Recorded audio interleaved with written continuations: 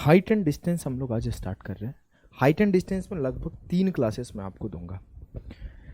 आपको अगर मैं बोलूँ हाइट एंड डिस्टेंस से आपको एक क्वेश्चन मेंस में कंफर्म है कि दिखेगा, कभी कभी 2 भी आ जाता है, तो काफ़ी इंपॉर्टेंट है। अब डिपेंड करता है सवाल का लेवल कैसा है। अगर इजी लेवल का रहा तो मैं गारंटी के साथ बोलता हूँ आप 5 से 10 सेकेंड में उसे कर ले जाओगे, 20 सेकेंड मैक्स टू मैक्स। लेकिन अगर अच्छे लेवल का रहा तो आपको 1 मिनट 50 सेकेंड 55 सेकेंड, हो सकता है कभी कभी बहुत डिफिकल्ट दे दिया तो 1.5 मिनट भी देना पड़ जाएगा। आज भी हमें याद है जब मैं पहली बार एसएससी सीपीओ का पेपर दे रहा था, सीपीओ 2019 जो मैं पास आउट हूँ, उसमें हाइट एंड डिस्टेंस के 2 सवाल आए थे और दोनों बहुत डिफिकल्ट थे। मुझे 2-2 ढाई मिनट लगा था सॉल्व करने में। सॉल्व मैंने कर दिया था, मेरे 50 में 50 आए थे।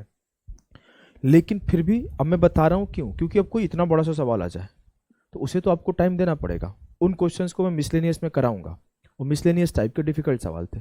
वही मैं बहुत सारे पेपर दिया हूँ, मैं उसी सवाल 2 सवाल का डिस्कशन क्यों किया, क्योंकि बहुत सारे पेपर में सवाल सामने आया, कब सॉल्व करके निकल गया मुझे याद ही नहीं है। तो जब कभी डिफिकल्ट क्वेश्चन आता है तो आपके सब कॉन्शियस में बैठ जाता है कि उस टाइम पे जब ये सवाल आया था तो काफ़ी टाइम लगा था। तो मैं जो आपको पढ़ाऊंगा इसमें आपको बेसिक क्वेश्चन सिखाऊंगा, धीरे धीरे सिखाऊंगा कॉन्सेप्ट को, और दिन में लास्ट में 15, 16, 20 मिसलेनियस क्वेश्चन जो सीडीएस में आए हुए हैं, जो सीजीएल मेंस में आए हुए हैं और जो अदर एग्जाम में आए हुए हैं उनको भी डिस्कशन करूंगा। ठीक है, ठीक। तो आइए स्टार्ट करते हैं height and distance. Height and distance में हम लोग पर्टिकुलरली राइट एंगल ट्रायंगल को ही डिस्कस करते हैं। राइट एंगल ट्रायंगल के ऊपर ही पूरा का पूरा क्लास रहेगा। ट्रिग्नोमेट्री का पार्ट होता है हाइट एंड डिस्टेंस। अगर मैं बात करूं मेरे लाल, तो इसमें कुछ चीजें होती है जो आपको समझना होता है। क्या होता है देखना। अगर मैं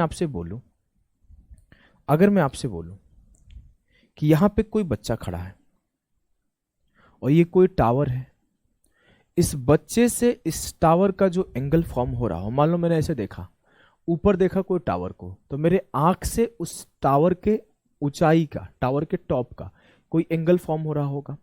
तो जो ये एंगल फॉर्म होता है, मान लेते हैं थीटा एंगल फॉर्म हुआ, तो इसे हम लोग बोलते हैं एंगल ऑफ एलिवेशन। एलिवेशन मतलब क्या होता है? ऊपर की तरफ जाना। एलिवेटर होता है ना, एलिवेटर ऊपर ले जाता है। इसको हम लोग हिंदी में बोलते हैं उन्नयन कोण। उन्नयन, ऊपर की तरफ जा रहा है, उन्नयन कोण। उन्नयन कोण आधा ना और ना होता है। उन्नयन कोण पहले आधा ना होता है फिर पूरा ना होता है, उन्नयन कोण। अगर मैं बोलूं तो ये जो हो गया, ये लाइन ऑफ साइट हो गया, जिस लाइन से हम लोग देख रहे हैं, जिस लाइन से हम लोग देख रहे हैं, लाइन ऑफ साइट हो गया। ये हो गया टावर और ये हो गया बेस, जहां पे बच्चा खड़ा है और ये टावर है। ये सिंपल सी बात, हमें लगता किसी को भी कंफ्यूजन कर रहा होगा। अब देखो, हम जब नीचे से ऊपर की तरफ देखते हैं तो एंगल ऑफ एलिवेशन फॉर्म होता है, लेकिन मैं इस स्टेटमेंट को घुमा के ऐसे बोल दूं कि टावर के ऊंचाई से बच्चे का जो एंगल बन रहा है, मतलब हम लोग अब यहां से देख रहे हैं कि टावर के ऊंचाई से बच्चे के आंख पे जो एंगल बन रहा है उसे हम लोग बोलते हैं एंगल ऑफ डिप्रेशन। डिप्रेशन मतलब नीचे की तरफ आना, डिप्रेशन मतलब नीचे की तरफ आना। तो ये मेरा होता है एंगल ऑफ डिप्रेशन। अवनयन कोण, एंगल ऑफ डिप्रेशन। और डिप्रेशन एंजाइटी वाला नहीं है, ये डिप्रेशन मतलब नीचे की तरफ, और इसे हम लोग बोलते हैं अवनयन कोण। अवनयन कोण क्लियर है? बोलोगे जी सर क्लियर है, हमें कोई दिक्कत नहीं है। ये अवनयन कोण है। एक छोटा सा कॉन्सेप्ट होता है ज्योमेट्री का कि जो ये एंगल होता है थीटा, वो हमेशा इसके बराबर होता है। कैसे क्या होता है, जब पहला क्लास लाइन एंड एंगल का लूंगा तो आपको समझा दूंगा। बस अभी आप इतना ध्यान रखना, कोई 2 पैरेलल लाइन को एक ट्रांसवर्सल लाइन काटती है तो ये एंगल इसके बराबर होता है। तो जो आपको अगर ये लाइन हुआ और जो आपका ये लाइन हुआ, ये दोनों एक दूसरे के पैरेलल होते हैं, तो ये दोनों हमेशा थीटा ही फॉर्म करते हैं। तो एक छोटी सी बात आपको पता होनी चाहिए, और छोटी सी बात ये है कि जो आपका एंगल ऑफ एलिवेशन है वो बराबर होता है एंगल ऑफ डिप्रेशन के। जो आपका एंगल ऑफ एलिवेशन है वो बराबर होता है एंगल ऑफ डिप्रेशन के। कोई दिक्कत? कोई दिक्कत नहीं। कोई कष्ट? कोई कष्ट नहीं। बस इस छोटी सी बात को आपको ध्यान रखना है। अब हम लोग सीधा इसके कॉन्सेप्ट पे पहुंचते हैं, कैसे कैसे कॉन्सेप्ट से सवाल बनते हैं। जो सबसे पॉपुलर सवाल बनता है, अब देखो एक छोटी सी बात है, एक छोटी, आप लोग मुझे 30 सेकंड देना, नहीं तो ब्लिंक करेगा बार बार।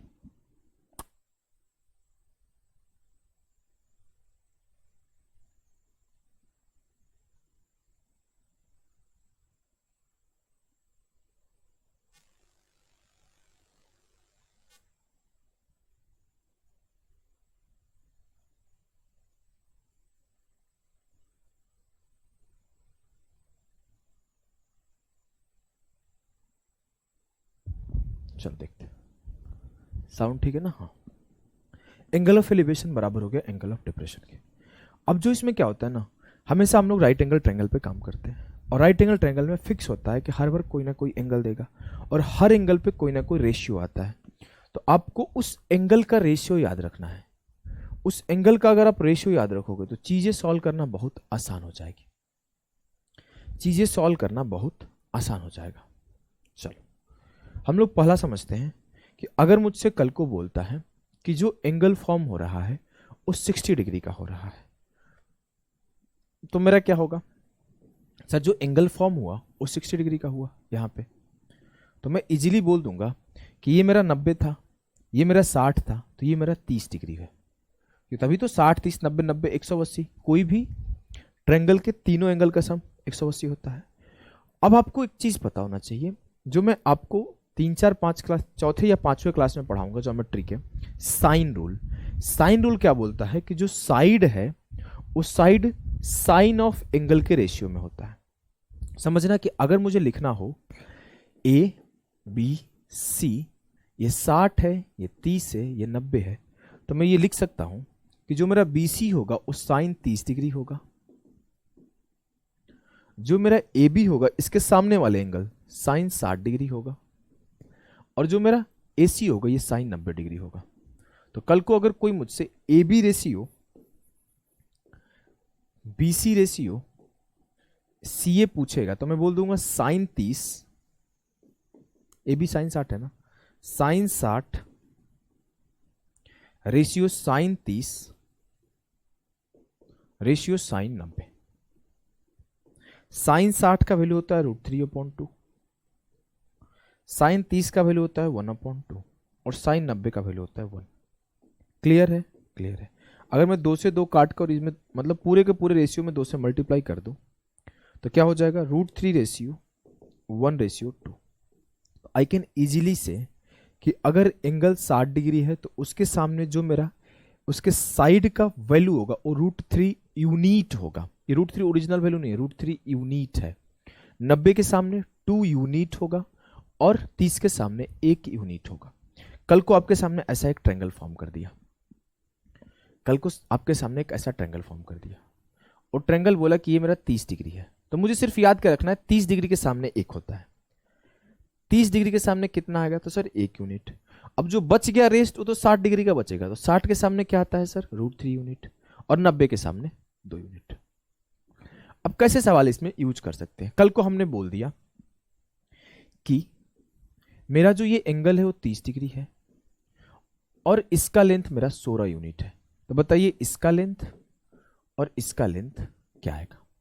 अब देखो कोई बच्चा क्या करेगा, अब मैं साइन थीटा लगाऊंगा, मैं ऐसे लगाऊंगा, मैं वैसे लगाऊंगा, लेकिन तेज बच्चा क्या करेगा, उसे पता है कि जब भी सर 30 60 90 का केस बनता है तो ये मेरा 2 यूनिट होता है, ये मेरा 60 के सामने √3 यूनिट होता है, और ये 30 के सामने 1 यूनिट होता है। अब 2 यूनिट का वैल्यू आपने 16 दिया है तो 1 यूनिट की वैल्यू 8 हो गई, तो मेरे इसका वैल्यू 8 आएगा, और √3 यूनिट की वैल्यू 8 इंटू √3 8√3 होगा, तो इस साइड का वैल्यू 8√3 होगा। इसका यूज यही है। अगर आपको रेशियो याद है कि 30 के सामने 1 होता है, 60 के सामने √3 होता है, 90 के सामने 2 होता है, तो आपको कोई एक साइड गिवन होगा तो दूसरा साइड आप इजीली लिख सकते हो। जैसे मैं एक एग्जांपल और दे देता हूं, मेरे लाल, हम हैं तो क्या गम है, हम यही है ना, हम कहीं जा थोड़ी रहे हैं, आपके पास ही हैं। देखिए देखो एग्जाम्पल मैं आपके सामने दिया, मैं बोल दिया इसका वैल्यू 6 है और ये एंगल मेरा 30 है, तो बताइए इन दोनों का वैल्यू क्या होगा। चलिए, अगर मैं बोल दिया इसका वैल्यू 9 है और इस एंगल का वैल्यू 60 डिग्री है, तो बताइए इन दोनों का वैल्यू क्या आएगा। अगर मैं बोल दिया इसका वैल्यू 30 है और इसकी वैल्यू 6√3 है, तो बताइए इसका वैल्यू क्या होगा और इसका वैल्यू क्या होगा। अगर मैं बोलूँ इसका वैल्यू 60 है और इसका वैल्यू 5 है, तो इसका वैल्यू क्या होगा। सब निकाल दोगे। सर हमें सिर्फ इतना पता है कि 30 के सामने ये थोड़ा अच्छा नहीं बना है, एक काम करता हूं, इस ट्रायंगल को फिर से बना देता हूं।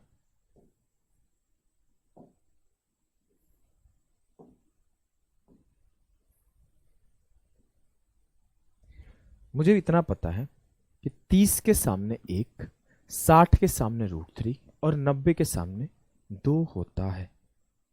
90 के सामने 2 होता है ना जी सर, होता है। अब देखो, हमें पता क्या चला कि सर 30 के सामने 6 है, मतलब 1 यूनिट का वैल्यू 6 है, तो 2 यूनिट का वैल्यू 6 दूना 12 होगा। सर 1 यूनिट का वैल्यू 6 है, तो 60 √3 यूनिट का वैल्यू क्या होगा, 6√3। ऐसे वर्बली लिखना शुरू कर दोगे। आपको एक साइड पता होगा, दूसरा साइड आप वर्बली लिख दोगे। सर 60 के सामने 9 है, मतलब √3 यूनिट की वैल्यू 9 है। अब √3 यूनिट की वैल्यू 9 है, तो 1 यूनिट की वैल्यू क्या होगी, काट दो। 1 यूनिट की वैल्यू होगी 3√3। तो 30 के सामने क्या आएगा, 1 यूनिट, तो 1 यूनिट की वैल्यू क्या है, 3√3। और 90 के सामने क्या आएगा, 2 यूनिट, मतलब इसका 2 गुना 6√3। क्लियर है, बोलोगे जी सर। सर 60 के सामने √3 आता है लेकिन कुछ नहीं है। लेकिन अगर आप ध्यान दो कि ये 60 है, ये तो 90 फिक्स है, तो ये 30 हो गया। और 30 के सामने सर 5 दिए है, तो 90 के सामने 5 दूना 10 और 60 के सामने 5 × √3, 5√3 हो जाएगा। सर 30 के सामने पूछा है, लेकिन वो आप अगर ध्यान से देखो तो 60 के सामने दिया हुआ है। सर 60 के सामने 6√3 है, तो मैं इजीली बोल सकता हूँ 30 के सामने आएगा। अभी √3 यूनिट की वैल्यू 6√3 है, तो 1 यूनिट की वैल्यू 6 होगी और 2 यूनिट की वैल्यू 6 दूना 12 होगी। क्या आपको ये बात लिखने में समस्या हो रही है? क्या आपको ये बात लिखने में समस्या हो रही है? हो ही नहीं सकता भाई, हम सिखाएं और समस्या हो जाए, हम समस्या को समस्या कर देंगे। आइए अगली बात है, उसी तरीके से अगर मेरा एक एंगल 45 दे दे, तो आप इजीली बोल दो कि दूसरा भी 45 हो जाएगा। तभी तो 45 + 45 + 90 किसी भी ट्रायंगल के तीनों एंगल का सम 180 होगा। बोलेंगे यस सा, बात में दम है। अब आगे हम लोग समझे, जब ये 45 45 और 90 होता है, तो फिर से मेरा जो AB BC और AC का रेशियो होगा वो क्या होगा, AB BC और AC का रेशियो सेम तरीके से sir sin 45 degree ratio sin 90 degree होगा। इसका वैल्यू होता है 1/√2, इसका वैल्यू होता है 1/√2 और इसका वैल्यू होता है 1। सबको √2 से मल्टीप्लाई कर दिया, तो 1/1 और √2 जो होगा वो सही आंसर होगा। 1/1 √2 जो होगा वो सही आंसर होगा। क्लियर है, क्लियर है। अब देखो, आप इजीली बोल सकते हो इसमें भी, अगर इसमें भी सवाल बनाएगा तो कैसे बनाएगा, कल को वो बोल देगा कि इसका वैल्यू 8 है और ये एंगल 45 है, तो बताइए इसका और इसका लेंथ क्या आएगा। बोलोगे सर ये 8 है तो ये भी 8 होगा, क्योंकि आप ये भी तो देख रहे हो ये सिर्फ नॉर्मल ट्रायंगल नहीं बन रहा है, नॉर्मल राइट एंगल ट्रायंगल नहीं है, ये आइसोसेलेस राइट एंगल ट्रायंगल है, क्योंकि ये दोनों वैल्यू हमेशा बराबर होगा, क्योंकि ये दोनों एंगल हमेशा बराबर है, तो ये तो आपको हमेशा बराबर रहेगा। तो ये 8 45 बना है, तो ये भी 8। फिर सर हाइपोटेनस क्या होगा, हाइपोटेनस होगा 8√2, क्योंकि अगर वो 1 यूनिट होता है तो ये √2 यूनिट होता है। कुछ नहीं करेगा, कल को एक सवाल ऐसे दे देगा, देखो बोलेगा कि इसका वैल्यू आपको 12 है, तो इसका वैल्यू बताओ अगर ये एंगल 45, अगर ये एंगल 45, तो आप क्या बोलोगे। सर मैं साफ साफ बोल दूंगा, √2 यूनिट का वैल्यू दिया है, √2 यूनिट बराबर 12, तो 6 दूना 12, 1 यूनिट बराबर 6√2, तो इसकी वैल्यू भी 6√2 आई, इसकी वैल्यू भी 6√2 आई। क्लियर है जी सर, एकदम क्लियर है। कोई दुख, कोई दर्द, कोई पीड़ा, कोई परेशानी, कोई कष्ट तो नहीं है ना, नहीं है सर। तो आइए सवालों पे फोकस करते हैं। देखो इसमें सवालों पे फोकस करने से पहले कुछ चीजें मैं आपको बता दूं। आपको सवाल के भाषा लैंग्वेज को पकड़ना है। आप जितना जल्दी उसके लैंग्वेज को पकड़ के समझ लोगे उतना जल्दी सवाल सॉल्व होगा। कई बार ऐसा होगा कि आप सवाल समझ ही नहीं पाओगे, और जब सवाल समझोगे नहीं तो सॉल्यूशन कहां से करोगे। तो बेहतर होता है कि आप धीरे पढ़ो लेकिन सवाल को समझ जाओ। सवाल समझ जाओगे, देखना कितना आसानी से सॉल्व होगा। सवाल आपके सामने, करने का कोशिश करो। If the height of a pole and the distance between the pole and a man standing nearby are equal, what would be the angle. यदि एक खंभे की ऊंचाई, ध्यान से देखो, खंभे के पास खड़े व्यक्ति के बीच की दूरी के समान हो। मान लेता हूं ये मेरा खंभा है, और इस खंभे की ऊंचाई जो है ना, खंभे की ऊंचाई इस आदमी एक यहां पे खड़ा है उसके बीच के डिस्टेंस के बराबर है। ये मेरा खंभा का ऊंचाई है, और ये मेरे आदमी खड़ा है, मान लो यहाँ पे एक छोटा सा प्यारा सा नन्हा सा मुन्ना सा आदमी बना दिया जो ऐसे मुस्कुरा रहा है। कितना मुस्कुरा रहा है।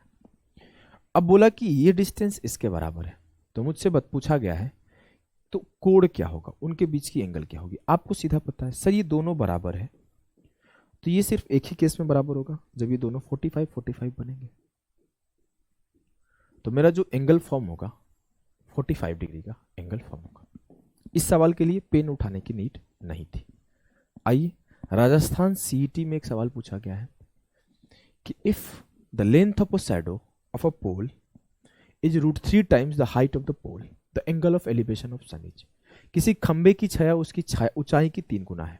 मान लो ये मेरा खंबा है, इधर से अपना सूरज भगवान ने लाइट मारा, खट खट खट खट खट खट खट खट खट खट खट ऐसे करके, ऐसे मुस्कुराते हुए, कैसे धूप मार रहे हैं, अभी हालत खराब हो जा रही है।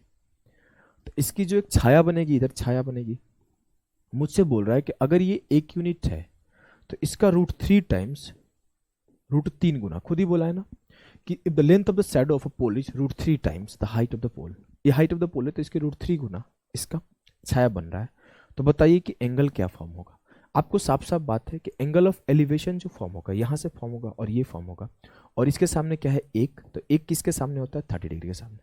जो मेरा एंगल ऑफ एलिवेशन होगा वो 30 डिग्री होगा। क्लियर है? बोलोगे जी सर एकदम क्लियर है, इसमें कोई समस्या ही नहीं है। आइए अगले सवाल को करते हैं।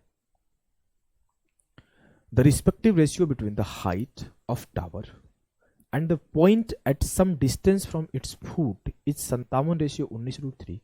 What is the angle of elevation of the top of the tower? एक मीनार की ऊंचाई तथा उसके पाद से कुछ दूरी पर स्थित एक बिंदु की दूरी का अनुपात 57:19√3 है।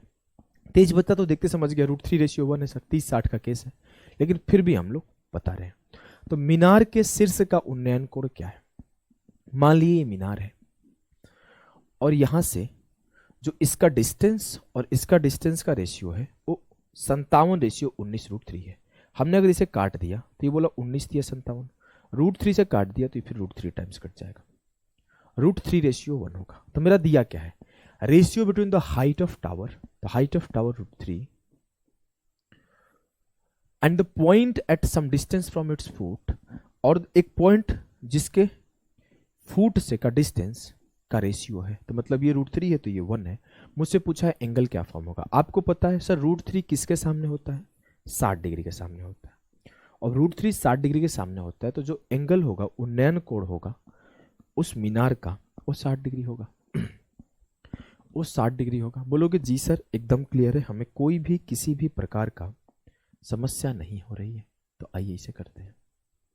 सवाल है कि The string of a kite is 158 meter long. String of a kite is 158 meter long and it makes an angle of 30 degree with the horizontal. What is the height of the kite? एक पतंग की डोरी 158 metre लंबी है और यह 36 से 30 degree का कोण बनाती है। पतंग की ऊंचाई ज्ञात करिए। अब हम लोग ऐसे पतंग उड़ाते हैं ना, हमसे उड़ा नहीं पाते थे, हमसे नहीं हो पाता अच्छे से। तो मेरा एक भाई है, अभिनंदन नाम है, मेरे से 1.5 साल बड़ा है, और हम दोनों बचपन से साथ रहे। वो बहुत अच्छा उड़ाता था, तो फिर मैं उसको हेल्प करता था, ले जाके ऐसे कर देता था, ऐसे हर बार करता था। फिर हम लोग झगड़ा भी कर देते थे। 2015 में मुझे याद है लास्ट झगड़ा किए थे साथ में मिलके पतंग के लिए, बहुत मारे थे ऐसे। मतलब बचपन की बात है, 10 साल पहले 9 साल पहले झगड़ा किया थे। उस टाइम मैं 12th पास किया था या 12th में ही था, तब का बात बता रहा हूँ। बहुत उम्र हो गया हमारा, आ जाओ। तो पतंग मैं क्यों बता रहा हूं कि ऐसे उड़ाते हैं, आप समझ पाए क्यों बताया? नहीं समझ पाए? ये जो ऐसे जो डोरा होगा ना वो इस डायरेक्शन में जाएगा ऐसे, मतलब जो ये वाला होगा पतंग यहां से उड़ रहा होगा तो डोरा इस कुछ ऐसे जाएगा। यहां पर एक चीज लिखना चाहिए कि आप स्ट्रिंग मस्ट बी टाइट, या फिर देर इज नो, ढीला नहीं है, ऐसा बोलना चाहिए कि स्ट्रिंग जो है ढीला नहीं है, डोरी जो है ढीला नहीं है। ये कई बार लिखता है कई बार नहीं लिखता है, लेकिन आपको हमेशा मान के चलना है कि जो डोरी है वो टाइट है, और डोरी हमेशा टाइट ही रहता है तभी उड़ता है, ढीला होगा तो पतंग गिर जाएगी। अब मान लेते हैं पतंग यहां पे है, पतंग बना दो क्या? पतंग यहां पे है, ठीक है, ठीक है। अब यहां से जो एंगल फॉर्म कर रहा है पतंग, वो 30 डिग्री का एंगल फॉर्म कर रहा है। हमने एंगल फॉर्म करा है, फिर यहां से लेंथ ले लिया और फिर ये डिस्टेंस ले लिया। अब यहां से पतंग उड़ा रहा था मान लो मेरा भाई, ठीक है, ठीक है। अब बोला कि 30 डिग्री का एंगल फॉर्म कर रहा है, तो इस the string of a kite is 158 meter long. जो काइट का लेंथ दिया है स्ट्रिंग का वो 158 मीटर दिया है। मुझे 90 के सामने का वैल्यू दे दिया है, मुझसे पूछा क्या what is the height of the kite, मुझे 30 के सामने का हाइट पूछ दिया। सर 2 यूनिट का वैल्यू 158 दिया है, 1 यूनिट का वैल्यू पूछ दिया है, तो 2 यूनिट बराबर 158, तो 1 यूनिट बराबर 79, 1 यूनिट बराबर 79। मुझसे ये पूछ देता कि पतंग उड़ाने वाले और लेंथ ऑफ परपेंडिकुलर के बीच का डिस्टेंस क्या है, तो मैं बोलता सर √3 यूनिट का डिस्टेंस बताओ, तो 79√3 आंसर होता। क्लियर है? बोलोगे एकदम क्लियर है। आगे बढ़ो। सवाल क्या है, देखो फिर से सेम सवाल है। A kite is flying at a height of 138 meter. देखो शब्द को समझना है। इसके पहले क्या दिया था कि the string of a kite is 158 meter long, तो स्ट्रिंग 158 मीटर लॉन्ग था। अब की बार क्या बोला है कि a kite is flying at a height of 138 meter above the ground. एक पतंग जमीन से 138 मीटर ऊंचाई पे उड़ रही है। मान लो पतंग यहां उड़ रहा है, पतंग यहां उड़ रहा है,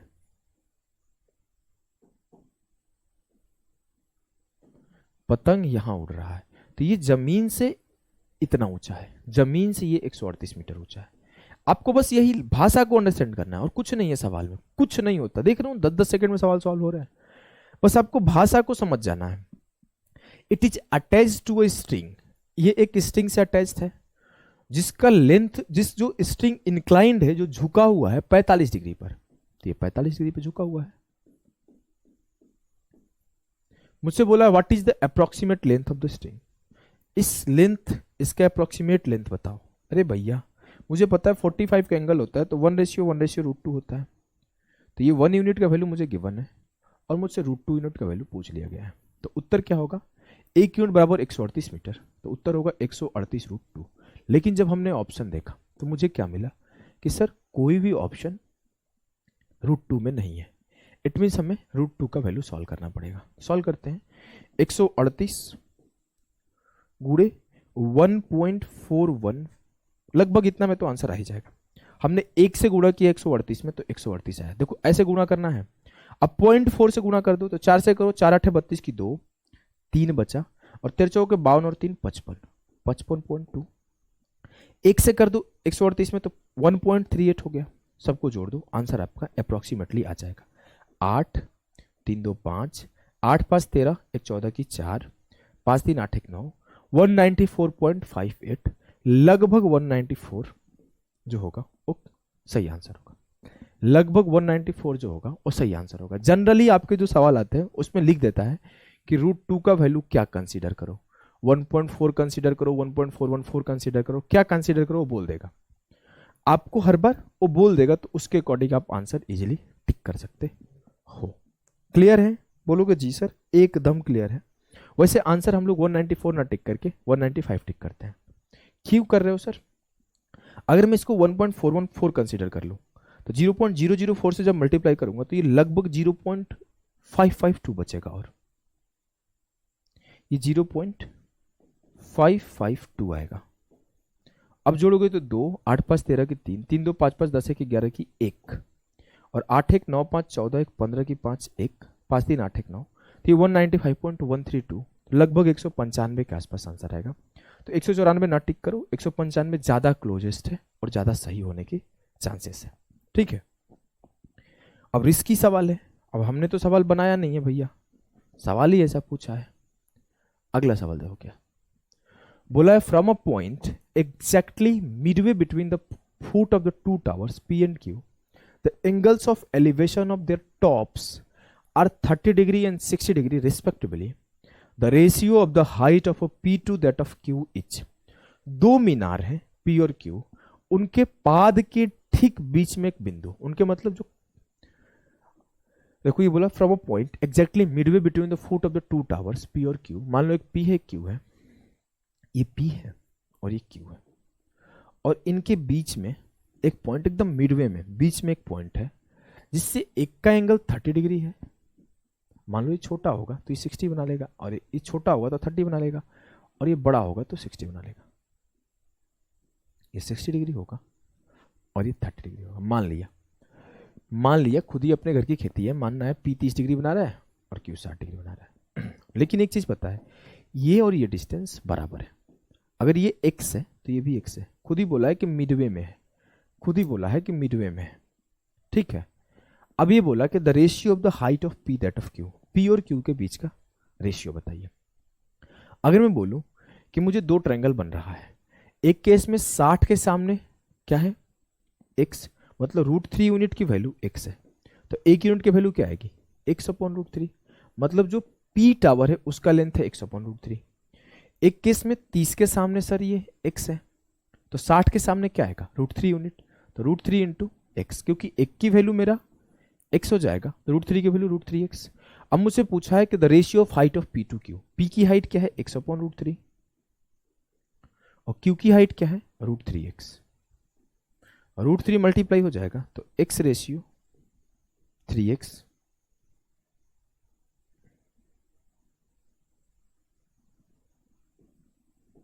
तो x से x खत्म, 1 रेशियो 3 जो होगा वो सही आंसर होगा, 1 रेशियो 3 जो होगा वो सही आंसर होगा।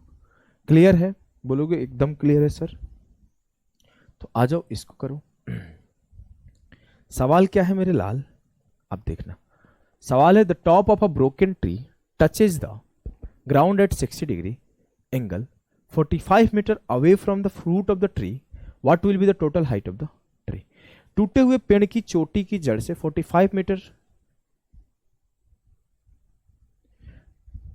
दूर 60 डिग्री के कोण पर जमीन को छूती है तो पेड़ की कुल ऊंचाई कितनी है। ये सवाल मैंने 10th क्लास में मेरे 10th बोर्ड में आया था। सेम सवाल कि आंधी आने से एक पेड़ टूट जाता है और वो पेड़ टूटने पर 60 डिग्री का एंगल बनाने लगता है, तो बताइए उस पेड़ की लंबाई क्या थी। और मैंने गलती बना दिया था, मेरे 5 मार्क्स का सवाल था, डिस्क्रिप्टिव लिखना होता था, फिर भी हमने कहीं कैलकुलेशन एरर कर दिया था। बाद में जब समझ में आया कैलकुलेशन एरर, तो मेरे पास कॉपी में जगह ही नहीं था। अगर मैं बोल दूं the top of a broken tree, मान लो ये ट्री था इतना बड़ा, यहां से टूट गया, ये टूटा तो ऐसे गिर गया, ऐसे गिरा तो कुछ ये बन गया इस तरीके से एंगल, और जब ये एंगल है वो 60 डिग्री का फॉर्म करने लगा। और बोला जो ये जहां पे एंगल फॉर्म कर रहा है ना उसके फुट से 45 मीटर दूर है। देखो खुद बोला है कि the top of a broken tree touches the ground, ये टॉप है वो ग्राउंड को टच कर रहा है 60 डिग्री के एंगल पर 45 meters away from the root of the tree, इस रूट से 45 मीटर दूर। तो आपने बताना क्या है, आपने बताना है कि लेंथ ऑफ ट्री क्या होगा। सर लेंथ ऑफ ट्री क्या होगा, अगर मैं ये लेंथ ऐड कर दूं तो लेंथ ऑफ ट्री हो जाएगा, क्योंकि टूटा हुआ पार्ट ही तो है। तो ये लेंथ प्लस ये लेंथ, 30 के सामने 45 है तो 60 के सामने क्या होगा 45√3, 45√3, और 90 के सामने क्या होगा 45 इंटू 2, 90, 45 इंटू 2, 90। मुझे लेंथ ऑफ ट्री बताना है तो 90 प्लस 45√3, 90 प्लस 45√3। अब 45√3 का वैल्यू मुझसे बोल दिया है कि 1.73 ले सकते हो, कर दो। 90 प्लस 45 इंटू 1 45 प्लस 45 इंटू 0.7, 7 बचे 35 की 5, 3 बचा, 7 चौक 28, 3 31, 31.5 प्लस 0.03, 45 थी 135, 1.35, सबको जोड़ दो। 90 और 45, 135, 135 और 31 कितना होगा 5 1 6 13 3 16, 166 और 167 68 के आसपास आएगा। तो 167 के आसपास एक ही आंसर है, 167 के आसपास एक ही आंसर है, 167.85। क्लियर है? क्या आपको बातें समझ में आ गई? जी सर, एकदम समझ में आ गई। तो चलो आगे बढ़ो। जब 30-60 एक केस बनता है, बहुत ही पॉपुलर केस है, फोटो जरूर लाया होगा, हाँ लाया हूँ। 30-60 का एक बहुत ही पॉपुलर केस है। चलो इसको मिटा के उसी को समझ, चलो इस पे समझाता हूँ कि जब एक ही ट्रायंगल में 30 डिग्री और 60 डिग्री दोनों बनना शुरू हो जाए, और इस पे भर भर के ऐसे सवाल पूछता है, इतना पूछता है कि गंधा दिया है एकदम, और जिसको याद है वो 5-5 सेकंड में करते चला जाएगा। क्या ऐसे सवाल के स्टेटमेंट देगा कि पहले किसी का एंगल 30 डिग्री बन रहा था, फिर वो कुछ दूर मूव कर गया तो 60 डिग्री बनने लगा, या फिर ऐसे बोलेगा कि पहले 60 डिग्री बन रहा था, फिर वो थोड़ा दूर भाग गया तो 30 डिग्री बनने लगा। भाषा वो कैसे भी बोल देगा, ये भाषा उसके ऊपर डिपेंड करता है। वो कभी बोलेगा कुछ, कभी बोलेगा कुछ, लेकिन जो आपका कंडीशन होगा वो ऐसा ही होगा कि एक ही ट्रायंगल में 30-60 के दो ट्रायंगल बन रहे होंगे, एक ये 60 तो ये 30, एक बार ये 30 तो ये पूरा 60, इस तरीके से। अब इसके केस को समझना, मैं आपसे अगर बोलूं मेरे लाल अलग से बना दो, बना देता हूं जिससे आपको ये समझने में आसान होगा। अगर मैं बोलूं कि मैं पहले यहां बोला कि 60 डिग्री का एंगल बन रहा था, मेरे को पता है सर अगर ये 60 है तो इसके सामने क्या होगा √3, और 30 के सामने क्या होगा 1, 60 के सामने √3, 30 के सामने 1। कोई समस्या? कोई समस्या नहीं। अब मैं आगे बोलूं, मैंने अब इस ट्रायंगल पे फोकस करना शुरू किया। किस ट्रायंगल पे? इस ट्रायंगल पे, जहां पे 30 बन रहा है और जहां पे ये वाला ट्रायंगल है। अब मैंने देखा कि 30 के सामने √3 है। सर 30 के सामने √3 है तो 60 के सामने क्या होगा, इसका √3 टाइम्स, तो √3 इंटू √3 3 हो जाएगा, तो इस पूरे का लेंथ 3 हो जाएगा, तो इस पूरे का लेंथ 2 होगा, इस पूरे का लेंथ 2 होगा। जब भी सवाल बने जिसमें 30-60 बने और कुछ इस प्रकार का एंगल बने, तो आपको याद रखना कि ये √3 यूनिट होता है, 60 के पास 1 यूनिट होता है, और 60-30 के बीच में 2 यूनिट होता है, और टोटल 3 यूनिट डिस्टेंस होता है। एक बात और समझाऊं, जरूरी नहीं कैसे फिगर देगा, वो फिगर को घुमा घुमा के देगा। आओ मैं घुमा घुमा के सिखाता हूं। जैसे हमने अभी क्या पढ़ा था कि यहां पे हो सकता है 60 डिग्री बने, अभी जो हमने पढ़ा था उसी को दोबारा लिख रहा हूं, और यहां पे हो सकता है कि 30 डिग्री बने, कुछ ऐसा ही बना था ना। अब जरूरी थोड़ी है, हमने ऐसे बोला एक टावर है जहां पे एक साइड 60 डिग्री बन रहा है और फिर उसके आगे बढ़ने पे 30 बढ़ रहा है, वो ऐसे ना बोल के बोलेगा कि एक साइड 60 बढ़ रहा है और दूसरे साइड 30 बन रहा है। कैसे बन रहा है? मैं कुछ नहीं, समझो कि मेरे पास ये डोरा है, अब मैंने इसको पकड़ा और इस तरफ घुमा दिया, और इस तरफ घुमा दिया, तो मेरा कुछ इस तरीके का ट्रायंगल फॉर्म होगा कि ये 60 डिग्री बन रहा है और ये 30 डिग्री बन रहा है। कुछ किया नहीं हो, मैं इसको ऐसे ले जाके यहां पे कर दूंगा, तो ये लाइन सेम है, लाइन अलग नहीं है, ये लाइन सेम है, लाइन अलग नहीं है, ये लाइन सेम है, बेस सेम है। बस हमने क्या किया, इस ट्रायंगल को हमने घुमा दिया, इस ट्रायंगल को हमने घुमा दिया। ऐसे उठा के इधर कर दूंगा तो इस तरीके का फिगर बन जाएगा, हमने इस 30 को उठा के उधर कर दिया तो इस तरीके का फिगर बन जाएगा। अब मेरे सामने हमें पता है कि इसका लेंथ √3 यूनिट होता है, 60 के नीचे 1 होता है और 30 के नीचे 3 होता है, क्योंकि हमें याद हो गया 60 के नीचे 1 लिखते हैं, 30 के नीचे 3 लिखते हैं, और ये √3 होता है।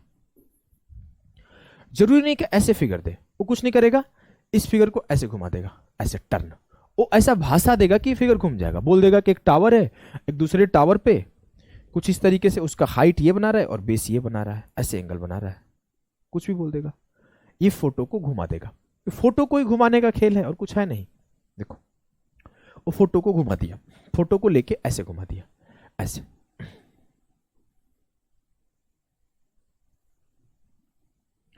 अब आप समझो, ये बोल दिया यहां पे 30 डिग्री बना रहा है और यहां पे 60 डिग्री बना रहा है। फिर से आप देखो, ये 30 बना रहा है तो ये 60 होगा और ये 30 होगा। 60 के नीचे 1 होता है, 30 के नीचे 3 होता है, और ये मेरा √3 होता है। हमने इसी फोटो को कुछ किया नहीं, ऐसे घुमा दिया, टर्न, और कुछ नहीं किया। मैं इसके फिगर को घुमाऊंगा, कभी 30 उधर जाएगा, कभी 30 इधर जाएगा, कभी 60 इधर जाएगा, कभी 60 उधर जाएगा। मैं ऐसे भी फोटो बनाऊंगा, देखो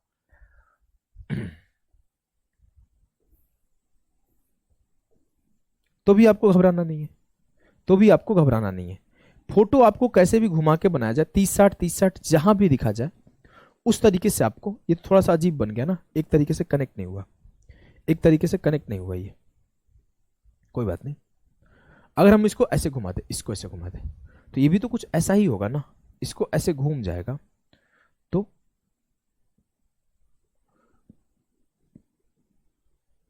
ये बेस आ जाएगा और इस पे ऐसे बन जाएगा। ये मेरा हो जाएगा 30 और ये हो जाएगा मेरा 60। तो आपने घबराना नहीं है। आप बोलोगे 30 के सामने 3, 60 के सामने 1 और इसके सामने √3। इस तरीके से आपको जब भी वो फोटो को अलग अलग तरीके से घुमा के प्रेजेंट करेगा, तो आपको सिर्फ इतना याद रखना है कि जब भी हमारा ये स्पेशल केस बनता है तो हाइट जो होता है √3 होता है, 60 के नीचे 1 और 30 के नीचे √3 होता है, 30 के नीचे 3 होता है। भाषा से सिखाऊंगा, आप फटाफट से सीखते चले जाओगे, बिल्कुल परेशान नहीं होना है। देखो सवाल क्या है मेरे लाल, When the sun's angle of depression changes from 30 degree to 60 degree, the length of shadow of a tower decreases by 70 meter. जब सूर्य का अवनमन कोण 30 डिग्री से 60 डिग्री हो जाता है तो एक मीनार की छाया की लंबाई 70 मीटर कम हो जाती है।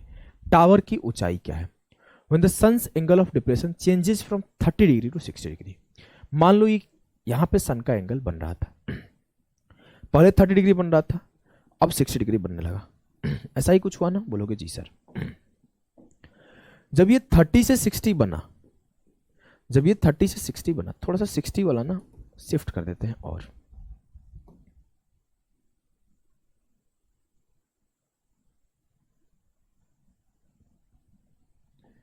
जब ये 30 से 60 बना तो क्या हो रहा है भाई?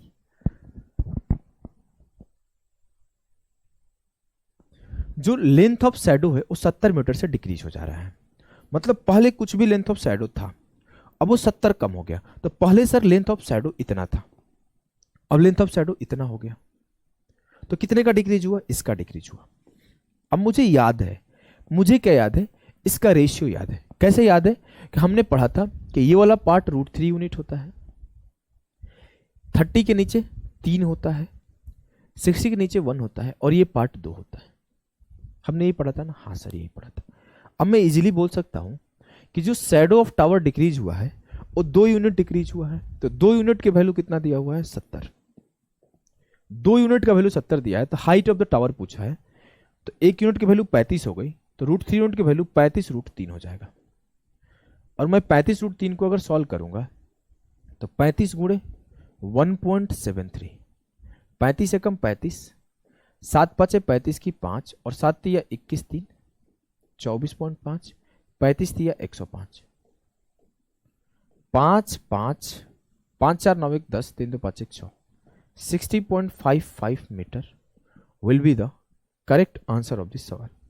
60.55 meter will be the correct answer of this सवाल। चलो इसे करो, CGL मेंस का वो सवाल है, ट्राई करो। P and Q are 2 points on the ground on either side of a pole. The angles of elevation of the top of the pole as observed from P and Q are 60 degree and 30 degree respectively, and the distance between them is 84 √3. What is the height of the pole? P और Q एक खंबे के दोनों ओर जमीन पर दो बिंदु है। अब ये मान लो एक खंबा है, एक तरफ P है एक तरफ Q है। P से 60 डिग्री बन रहा है और Q से 30 डिग्री बन रहा है। P से 60 डिग्री बन रहा है और Q से 30 डिग्री बन रहा है। ठीक ठीक, उनके बीच की दूरी 84 √3 है। उनकी बीच की दूरी 84 √3 है। खंबे की ऊंचाई बताना है। अब आपको पढ़ाया हूं, जब भी 30 60 बने सर ऊंचाई √3 होता है, 60 के नीचे 1 होता है और 30 के नीचे 3 होता है। अब हमें क्या बोला है कि P और Q के बीच की दूरी 84 √3 है, इसके बीच ये 3 है और एक 4 है, मतलब 4 यूनिट की वैल्यू 84 √3 है। तो 1 यूनिट की वैल्यू कितना हो जाएगा? 21 √3। मुझसे पूछा क्या है? मुझसे पूछा खंबे की ऊंचाई बताओ। 1 यूनिट की वैल्यू 21 √3 है, तो √3 यूनिट की वैल्यू क्या होगा? √3 इंटू 21 √3, तो 21 गुणे 3 हो जाएगा, 21 तिया 63।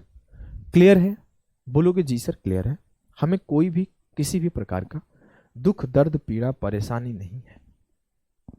आ जाओ आगे चलते हैं, आ जाओ आगे चलते हैं।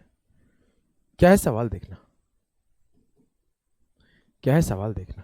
From the top of a hill, from the top of a hill 96 meter high, the angle of depression of two cars parked on the same side of the hill at the same level as the base of the hill are 30 degree and 60 degree respectively. The distance between the car is √3 unit का value दिया हुआ है, 2 unit का value पूछा है। 32 गुना 64 √3 answer होगा, 64 गुणे 1.73 answer होगा। कर दो भैया, 111 आंसर आएगा, क्योंकि 64 दूना 128 से कम एक ही ऑप्शन है एक लाइन में। अगर आपको बेसिक से करना है तो कर लोगे। देखो, top of a hill 96 meter high था, दो गाड़ी पार्क थी, और एक पे उसका एंगल 60 बन रहा है और एक पे एंगल उसका 30 बन रहा है। तो यहां हमने 30 बना दिया और यहां हमने 60 बना दिया। कोई दिक्कत? कोई दिक्कत नहीं। अब अगर आगे मैं जा रहा हूं, मेरे भाई, मेरे यार, मेरे लाल, मेरे गुड्डा, मेरे गुड़िया, तो डिस्टेंस बिटवीन द कार्स पूछा गया है। मुझे पता है कि ये √3 यूनिट होता है, ये 1 यूनिट होता है, ये 2 यूनिट होता है। मुझसे इन दोनों कार के बीच का डिस्टेंस पूछा गया है। मतलब √3 यूनिट की वैल्यू गिवन है, 1 यूनिट की वैल्यू 32 √3 हो गई, तो 2 यूनिट की वैल्यू 32 गुना 64 √3 हो गया। अब 64 गुणे 1.73, तो 2 से तो कम ही होगा, 64 दूना 128 से तो कम ही होगा। एक ही ऑप्शन है 111, एक ही ऑप्शन है 111। क्या आपको कोई कंफ्यूजन है? नहीं सर, कोई कंफ्यूजन नहीं। चलो फिर अगले सवाल पे चलते हैं। खुद से करो ये सवाल, खुद से करो ये सवाल को। क्या है सवाल देखो, the angle of elevation of top of a tree from a point on the ground which is 300 meter, which is 300 meter away from the tree is 30 degree when the tree grew up, जब tree बढ़ता है। अच्छा, ये अच्छा सवाल है। its angle of elevation of the top of it becomes 60 degree from the same point, how much did the tree grow nearest to an integer। जमीन पर एक बिंदु से एक पेड़ की चोटी का उन्नयन कोण 300 मीटर दूर है तो 30 डिग्री है। मान लो ये पेड़ था, इससे 300 मीटर दूर एक 30 डिग्री का एंगल फॉर्म कर रहा था। अब क्या हुआ, पेड़ थोड़ा बढ़ गया, मान लेते हैं पेड़ हमने इतना बढ़ गया, और फिर जो एंगल फॉर्म होने लगा वो 60 डिग्री होने लगा, वो 60 डिग्री होने लगा। अगर ये 30 है, ये 90 है, तो ये मेरा 60 होगा। बोलोगे जी सर। और ये मेरा 60 है, ये 90 है, तो ये मेरा 30 होगा। जी सर। अभी तो ये सिखाया था कि फोटो को घुमा के प्रेजेंट करेगा, फोटो को, सवाल की लैंग्वेज को घुमा के प्रेजेंट करेगा। लेकिन आपको नहीं घबराना। 30, 60, 90 का केस है। ये वाला पार्ट √3 यूनिट होता है, ये आपका 1 यूनिट, ये आपका 2 यूनिट, ये पूरा 3 यूनिट। मुझसे पूछा क्या है, how much did the tree grow. Sir tree कितना बढ़ा है, यहां से यहां पहुंच गया, मतलब 2 यूनिट बढ़ा है। √3 यूनिट का वैल्यू गिवन है, 2 यूनिट का वैल्यू बताओ। √3 से काटा सर, 1 यूनिट की वैल्यू 100 √3 आ गई, तो 2 यूनिट की वैल्यू 200 √3 हो जाएगा, और √3 का वैल्यू 1.73 ले लो। 73 दूना 146, 2 एकम 2 1 3, 346 जो आएगा वो सही आंसर आएगा। 346 जो आएगा वो सही आंसर आएगा। क्या आपको कोई दिक्कत हो रही है? किसी भी प्रकार का, किसी भी तरीके का कष्ट हो ही नहीं सकता भैया। अगले सवाल को करो, चलो पॉज करो और ट्राई करो। सवाल क्या है? सवाल है the angle of elevation of a flying drone from a point on the angle on the ground is 60 degree. After flying for 5 seconds, the angle of elevation drops to 30 degree if the drone is flying horizontally at a constant height of 1000 √3. At a constant height of 1000 √3, the distance traveled by the drone is। हुआ क्या है कि जमीन पर एक बिंदु से उड़ने वाला एक ड्रोन का उन्नयन कोण 60 डिग्री है। मान लिया ड्रोन यहां उड़ रहा था और इसका उन्नयन कोण यहां से 60 डिग्री बन रहा था। अब ड्रोन अपना तो उड़ रहा है ऐसे, ये उड़ के कुछ दूर गया, अब यहां से उसका जो एंगल है वो 30 डिग्री बनने लगा। यहां से जो इसका एंगल है कुछ दूर जब हो गया तो 30 डिग्री बनने लगा। पहले ये 60 बन रहा था तो ये 30 बन रहा था, अब ये पूरा का पूरा 30 बन रहा है तो ये 60 बन रहा है। अब मैं अगर ध्यान से देखूं तो एक बार 60-30, एक बार 60-30 का केस है, और कुछ तो है नहीं सर, और कुछ भी नहीं है, कोई भी किसी भी प्रकार का। अगर मैं आपको एक बात बोल दूं तो बात तो वही है, बात तो वही। अगर मैं इस वाले को, ये हाइट जो है सेम है, इस ट्रायंगल को ऐसे बढ़ा दूं तो 30 यहां बनने लगेगा, 30 यहां बनने लगेगा। नहीं समझ में आ रहा? हम लोग फोटो कैसे पढ़े थे? हमने फोटो ऐसे पढ़ा था कि ये 30 है, ये 60 है और ये 30 है। अब किया क्या एग्जामिनर कि जो 30 वाला ट्रायंगल है उसको थोड़ा शिफ्ट कर दिया और कुछ इस तरीके से शिफ्ट किया कि ये पॉइंट और ये पॉइंट सेम हो गया, तो फोटो ऐसे बनने लगा। ये 60 बन रहा था और इसी पॉइंट से ये ऐसे सेम ही हाइट है, हाइट तो बराबर है, शिफ्ट कर दिया उस ट्रायंगल को। तो क्या उससे कुछ चेंज हुआ है? नहीं सर, कुछ भी चेंज नहीं हुआ है, हमारा कुछ भी चेंज नहीं है, बस देखने का नजरिया बदल जाएगा लोगों का। ऐसे हमको तो पता है कि हाइट √3 होगा, 60 1 होगा और 30 के नीचे 3 होगा, बात खत्म। हमें तो पता है, बस उसने ट्रायंगल को शिफ्ट कर दिया। अगर आप ध्यान से देखो तो इस बड़े वाले ट्रायंगल को थोड़ा शिफ्ट कर दिया पीछे की तरफ, इस तरीके से शिफ्ट किया कि जो ये वाला पॉइंट है और ये वाला पॉइंट है मैच कर गया, और कुछ नहीं किया है। हमने साफ साफ बोल दिया कि सर हाइट √3 होगा, हाइट √3 होगा, और ये क्या है 30, तो 30 के नीचे 3 यूनिट, और ये क्या है 60, तो 60 के नीचे 1 यूनिट, जो बच गया वो 2 यूनिट बच गया। इससे जल्दी क्या ही करोगे, इससे जल्दी क्या ही करोगे? आपने सिर्फ 30-60 देखना है भाई, और कुछ नहीं देखना है। अगर आपको कुछ और तरीके से देखना है देख लो, कोई बहुत बड़ी चीज नहीं है कि बोल दो कि सर ये 60 बन रहा था तो 60 के सामने √3 होगा तो 30 के सामने 1 होगा, फिर ये 30 बन रहा था तो 30 के सामने √3 होगा तो 60 के सामने 3 होगा। वैसे भी सोचो, बाद 30-60 पे ही आके खत्म होगा। हमसे बोला क्या है कि जो हाइट पे उड़ रहा था वो 1000 √3 हाइट पे उड़ रहा था, मतलब √3 यूनिट की वैल्यू कितनी है 1000 √3। आगे क्या बोला है कि वो 5 सेकेंड जब वो फ्लाई किया है, आफ्टर फ्लाइंग फॉर 5 सेकेंड, तो 5 सेकेंड जब फ्लाई किया है तो इतना डिस्टेंस चल गया है 5 सेकेंड में। कितना डिस्टेंस चला है सर 2 यूनिट, तो √3 यूनिट की वैल्यू 1000 √3 है, तो 1 यूनिट की वैल्यू 1000, तो 2 यूनिट की वैल्यू 2000, तो 5 सेकेंड में जो हमारा ड्रोन है वो 2000 मीटर चला गया। मुझसे पूछा the distance travel by the drone is, distance 2000 चला है। मुझसे अगर ये पूछता कि स्पीड ऑफ ड्रोन इज, तो 5 सेकेंड में 2000 मीटर चला है, तो 1 सेकेंड में 5 चौके 20, 400 मीटर पर सेकेंड उसका स्पीड है, 400 मीटर पर सेकेंड उसका स्पीड है। ड्रोन का स्पीड 400 मीटर पर सेकेंड है।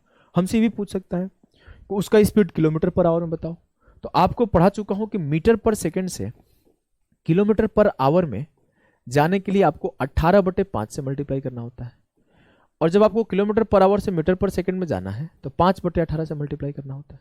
तो आप 400 मीटर पर सेकेंड को अगर किलोमीटर पर आवर में निकालने गए, कुछ नहीं करो, 18/5 से मल्टीप्लाई कर दो, 5 8 40, 18 8 144, 1440 किलोमीटर पर आवर की स्पीड से वो चल रहा होगा।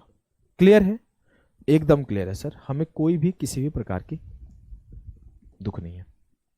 अब जरूरी तो नहीं 30-60 ही पूछे, 30 45 60 भी एक साथ पूछ सकता है, तो आपको कुछ घबराना नहीं है। आपने ना बस सब याद रखना है कि तब कब 30 के सामने होता है तो हम लोग क्या लिखते हैं, 45 के सामने होता है तो हम क्या लिखते हैं, 60 के सामने होता है तो क्या लिखते हैं। अगर आपको रेशियो याद है कि 30 के सामने 60 के सामने क्या लिखते हैं, 45 के सामने क्या लिखते हैं, तो आप सॉल्व कर लोगे फटाफट से। देखो आपको हो सकता है तो 2 ही लिखा हूं मैं, एक ही साथ तीनों दे दूं, एक ही साथ तीनों दे दूं, चलो वो भी लिख दूंगा मैं, पहले बारी बारी समझते हैं। अगर मैं कुछ ऐसा कंडीशन बनाया कि एक ही ट्रायंगल में एक बार 30 डिग्री का एंगल फॉर्म हो रहा हो और एक बार 45 डिग्री का एंगल फॉर्म हो रहा हो, तो मेरा क्या होगा सर, हमने अभी सिर्फ 45 डिग्री पे फोकस करना है, तो 45 के सामने क्या होता है 1, 45 के सामने 1 होता है, तो ये मेरा √2 हो जाएगा, लेकिन इसकी नीड है नहीं, फिर भी हमने लिख दिया, ठीक है। अब मैं 30 पे फोकस करूं, तो सर 30 के सामने अगर 1 है तो ये पूरा का पूरा 60 के सामने भी 1 होगा, 60 के सामने √3 होगा, तो √3 लिख दिया, और ये जो होगा 90 के सामने 2 होगा।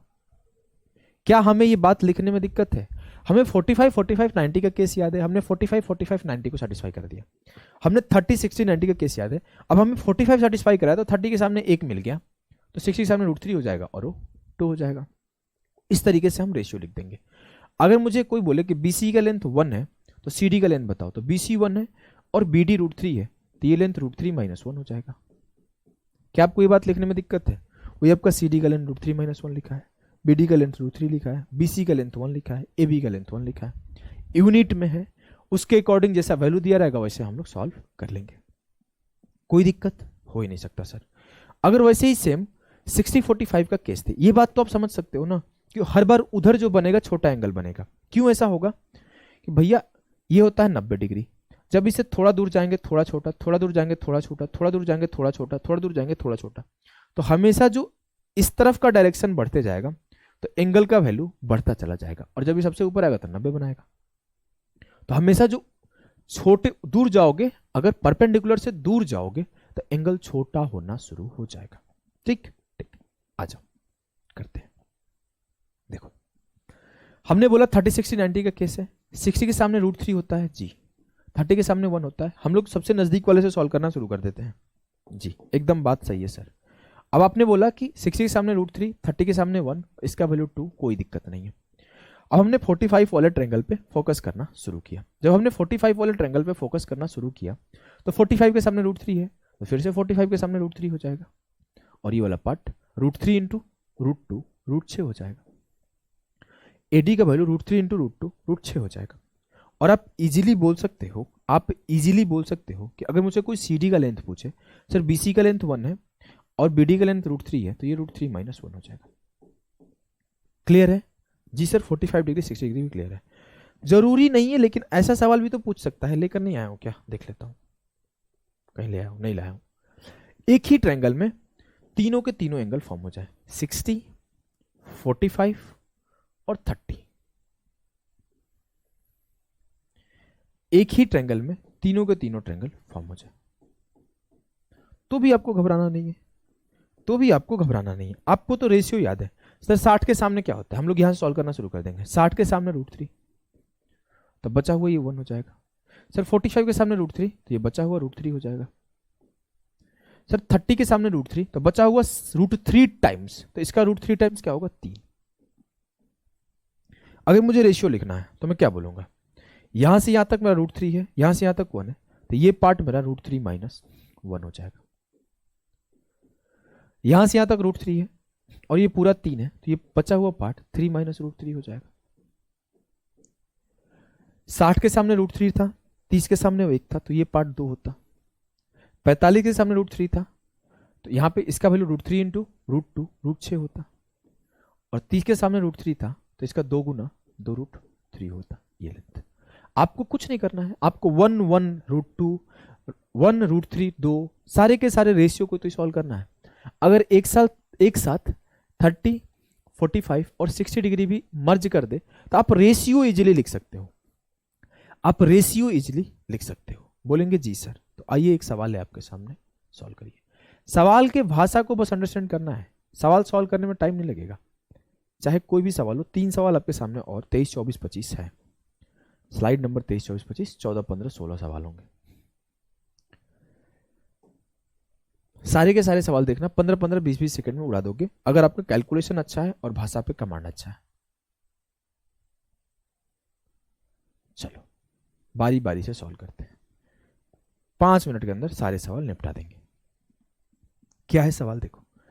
As observed from the top of the lighthouse 45 metre high above sea level, the angle of depression of a ship sailing directly towards it changes from 30 degree to 45 degree. एक देखते हो ना, समुद्र में लगा रहता है लाइट हाउस, उससे एक एंगल जो फॉर्म हो रहा था 30 डिग्री हो रहा था, लेकिन वो कंटिन्यूस इसके तरफ आ रहा था, तो 45 डिग्री फॉर्म होने लगा। मान लेते हैं ये लाइट हाउस था, पहले 30 डिग्री फॉर्म कर रहा था, अब 45 डिग्री फॉर्म करने लगा।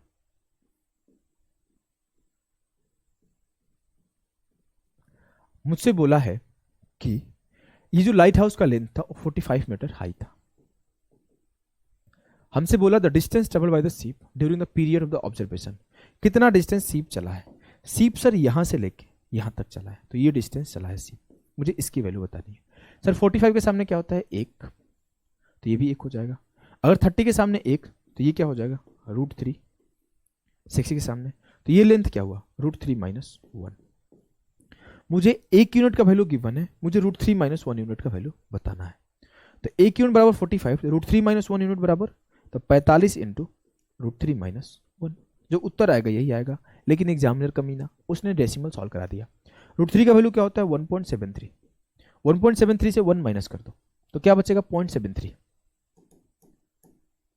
तो 45 गुणे 0.73 कर दो भाई, 7 से करोगे 7 5 35, 3 बचा, 7 चौक 28 3 31, 31.5। 3 से करोगे 45 3 135, 1.35।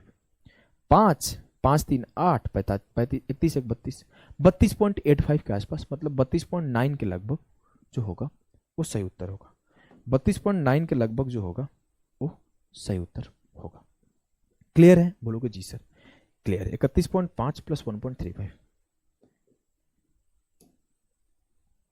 प्लस 1.35 32.85 के लगभग सही होगा। क्लियर है। सवाल को पढ़ो पॉज करके। The shadow of a tower when the angle of elevation of a sun is 60 degree found to be 15 meter shorter than when it is 45 degree. एक मीनार की छाया जब 45 पे बन रहा था और जब 60 पे बन रहा था तो उनके बीच का लेंथ जो था ना वो 15 मीटर का डिफरेंस आ रहा था। जब 45 पे बन रहा था तो जो लेंथ आ रहा था और जो 60 पे बन रहा था जो लेंथ आ रहा था उस बीच में 15 मीटर का डिफरेंस है, मतलब पहले 15 मीटर ज्यादा बन रहा था। ठीक ठीक। मुझसे बोला है कि टावर का हाइट बताओ, हमें क्या ही फर्क पड़ता। हमने रेशियो लिखना शुरू किया।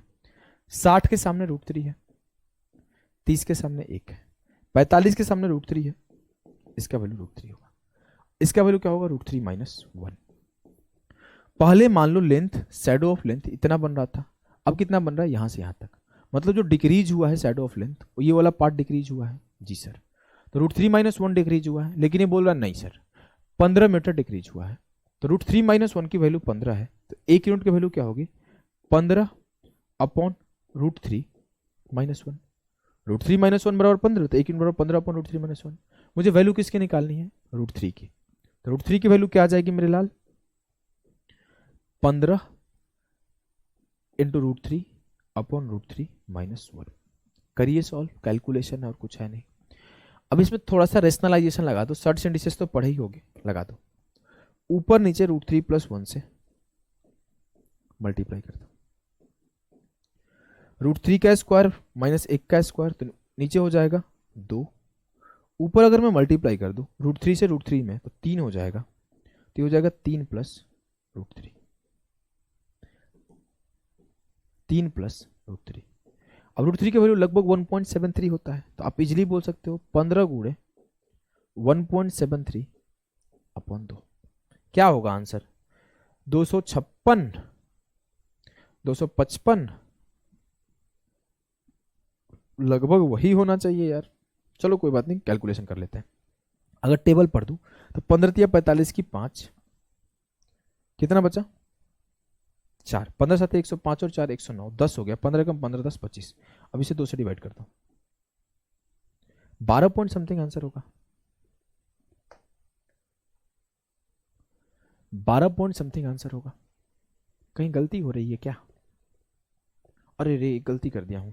3 1 4.73 होगा ना।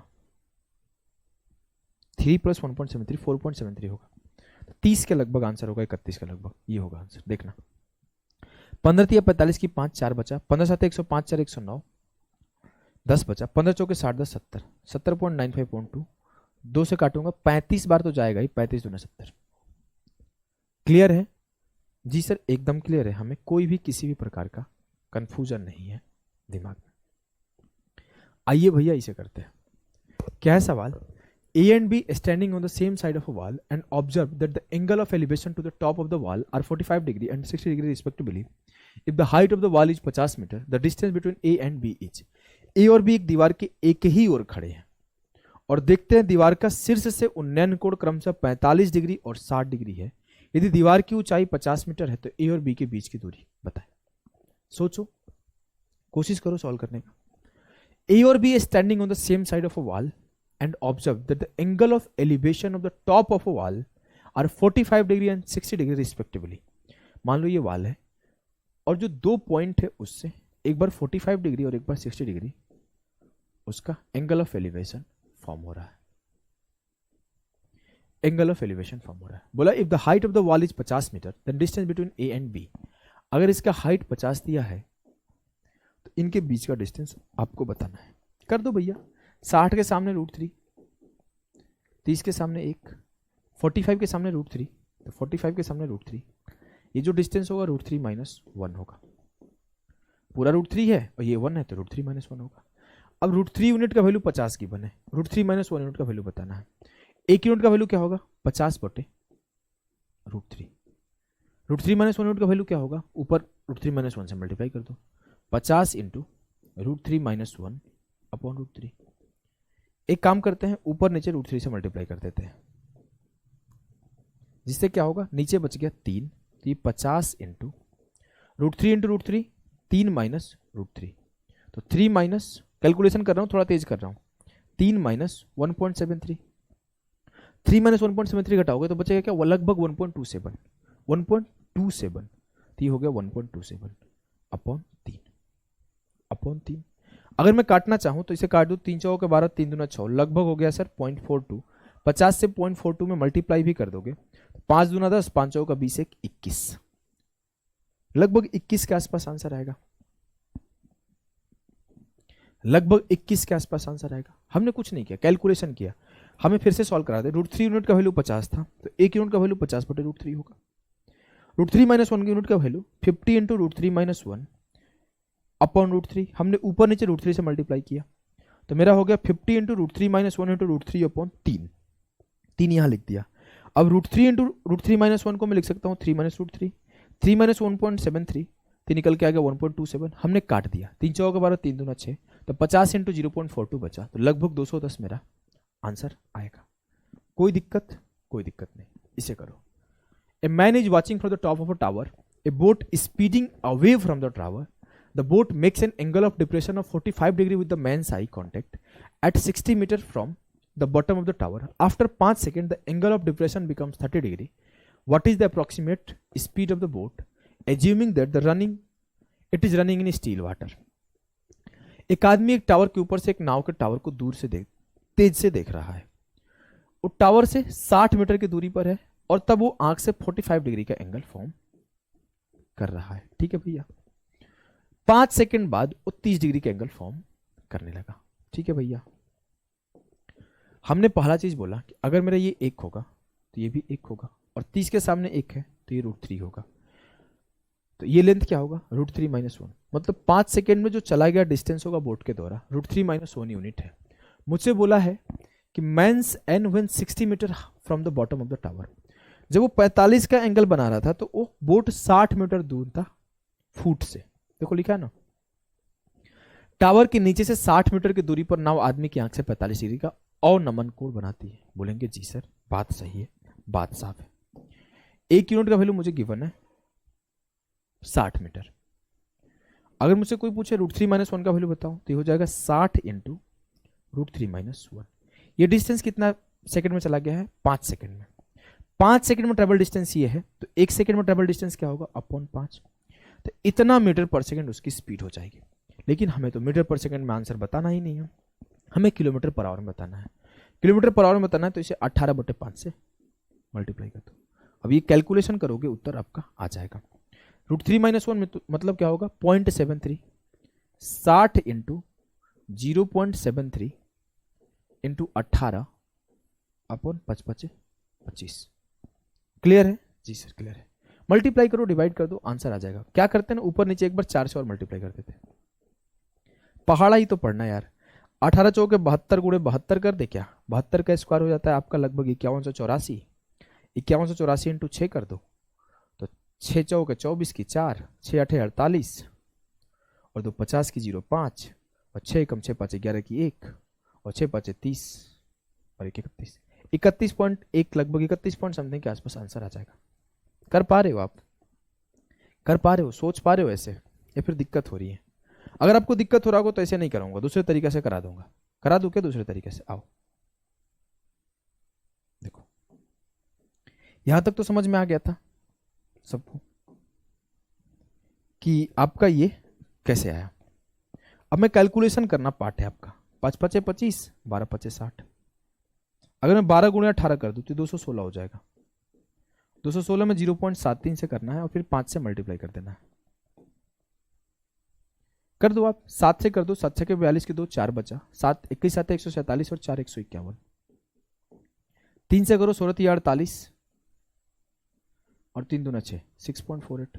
दोनों को जोड़ दो 151 और 6 157.68 अपॉन 5। एक काम करो, ऊपर नीचे 2 से एक बार और मल्टीप्लाई कर दो तो 68 दूना 136, 2 7 14 1 15, 15 दूना 30 1 31 बटे 10, 315.36 अपॉन 10। एक डेसिमल शिफ्ट हो जाएगा 31.5 किलोमीटर पर आवर। कैलकुलेशन करना है। हमने क्या किया फिर से एक बार समझा दो। 12 से 18 में किया 216 आया, 216 गुणे 0.73 किया तो मुझे 157.68 मिला। ऊपर नीचे 2 से कर दिया तो 315.36/10 मिला, 10 से डिवाइड किया 31.536 आंसर हो गया। क्लियर है जी सर। तो ये आपका बेसिक सेशन था हाइट एंड डिस्टेंस का। अब आगे ऐसे ही कॉन्सेप्ट सेशन से हम लोग सब कुछ एंड कर देंगे, फिर धीरे धीरे हाई लेवल पे जाएंगे। तो अभी के लिए इतना ही, टाटा बाय बाय। 2 सेशन और आपको दूंगा इस पर।